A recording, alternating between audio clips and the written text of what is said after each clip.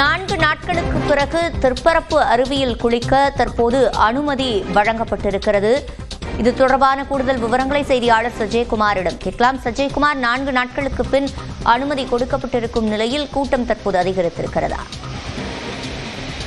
சிவரஞ்சனி, கன்னியாகுமரி மாவட்டத்தை பொறுத்தவரையிலும்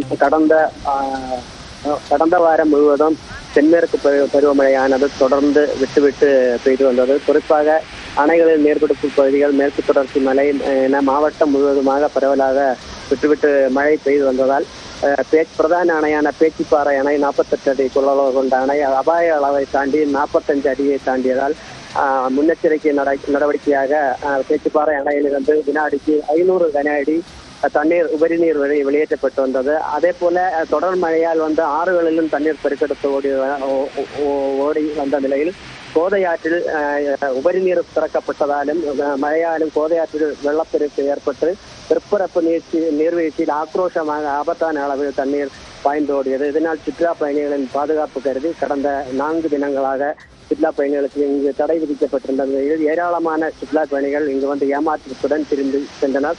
இந்த நிலையில் இன்று காலையும் கூட தடை நீடிக்கப்பட்டிருந்த நிலையில் தான் தற்போது கோதையாற்றில் மழை கடந்த 2 தினங்களாக மழை மாவட்டத்தில் சற்று குறைந்த நிலையில் கோதையாற்றில் வெள்ளப்பெருக்கும் குறைந்து திருப்பரப்பு நீர்வீழ்ச்சியில் தண்ணீர் சீரானதை அடுத்து திருப்பரப்பு அருவியில் தற்போது பேரூராட்சி நிர்வாகமானது சுற்றுலா பயணிகளுக்கு குளிக்க அனுமதி வழங்கப்பட்டிருக்கிறது. விவரங்களை வழங்கியமைக்கு நன்றி சஜயகுமார்.